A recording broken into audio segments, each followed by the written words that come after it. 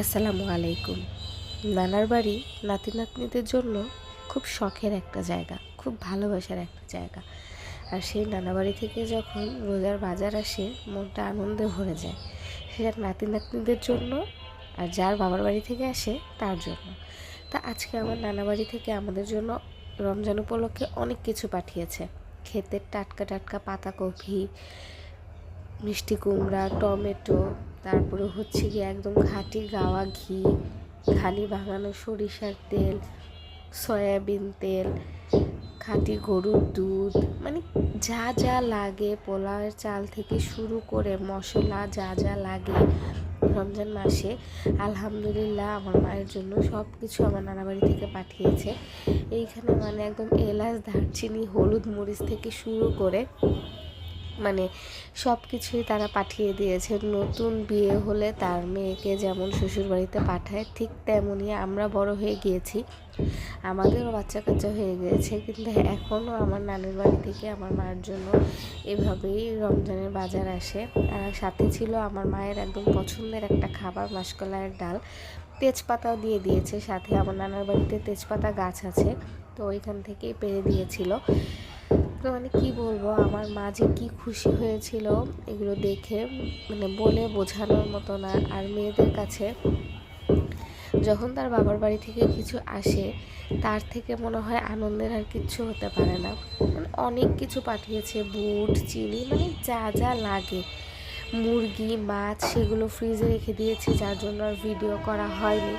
তো এখানে আবার আম্মু কাঁচা পাকা আধ পাকা টমেটোগুলো আলাদা করতেছিল। এক বল ভর্তি টমেটো, মানে এক বস্তা ভরে শুধু পাতাকপি আর হচ্ছে গিয়ে টমেটো পাঠিয়েছে, আর 2 বস্তা ভরে বাকি জিনিসপত্র।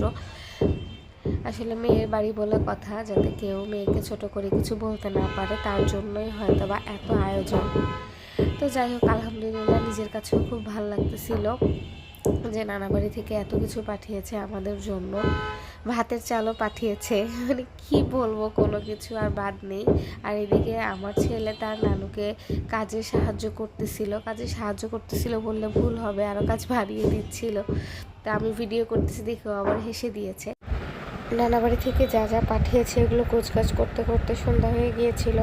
আর আজকে মোটেও বাসায় গ্যাস ছিল না, আর বাসায় তেমন কেউ ছিল না, শুধু আমি, আম্মু আর ফারহান ছিলাম। তো যার কারণে হচ্ছে গিয়ে আমরা শুধু বুট, তারপর হচ্ছে গাজর, শসা আর টমেটো দিয়ে মুড়ি মাখিয়ে নিয়েছি। আজকে তেমন কিছু করিনি। আর আমার কাজিন ছিল সাথে, বাসায়ও এসেছিল, তো ওই হচ্ছে গিয়ে মুড়িগুলো মাখাচ্ছিল। কি করব, গ্যাসের যন্ত্রণায় খুব কষ্টে আছি। আর আজকে কাজ জোগাড় করতে করতে আর অন্য কোনো কাজ করাই হয়নি, কারণ নানা বাড়ি থেকে অনেক কিছু পাঠিয়েছিল। ওই যে বলেছিলাম আপনাদের যে মাছ, মাংস অনেক কিছু, সেগুলো কেটে বেছে ধুয়ে পরিষ্কার করতে অনেকটা সময় লেগে গিয়েছিল, আর সেগুলোর ভিডিও করা হয়নি তেমন একটা, যার কারণে আপনাদের সাথে শেয়ারও করতে পারিনি। তো যার জন্য ভাবলাম যে হালকা পাতলা যা আছে হাতের কাছে সেগুলোই খেয়ে নিই। আর ছেলে মানুষ বাসায় না থাকলে দেখবেন যে তেমন একটা মানে ঝামেলা হয় না, টুকটাক হাতের কাছে যা থাকে তা দিয়ে ইফতারি করে নেওয়া যায়।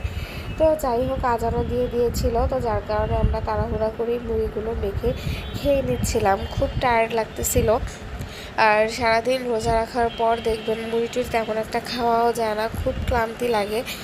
তো তারপরও আলহামদুলিল্লাহ আল্লাহ তাআলা এইবার মানে অনেক শান্তি দিয়েছে, আলহামদুলিল্লাহ খুব শান্তিতে আরামে রোজাগুলো রাখতে পারতেছি। এটা হচ্ছে আল্লাহ তাআলার রহমত, শুকরিয়া, আল্লাহর কাছে লাখ লাখ শুকরিয়া আদায় করি যে এইবারের রোজাগুলো খুব শান্তিতে আরামে আমরা কাটাচ্ছি। আলহামদুলিল্লাহ তেমন গরমও না, পানির পিপাসাও লাগে না, মানে সব মিলিয়ে বেশ ভালোই কাটছে। তো যাই হোক, সবাই মিলে ইফতারি করার পরে ফারহান কি দুষ্টুমি করছে দেখেন। ও হচ্ছে গিয়ে এখানে ওকে ড্রেস চেঞ্জ করে দিয়েছিলাম, তো সে আবার এখানে দাঁড়িয়ে দাঁড়িয়ে নাচ দেখাচ্ছিল, বলতেছিল মাম্মা আমাকে একটু ভিডিও করো, আমি নাচবো।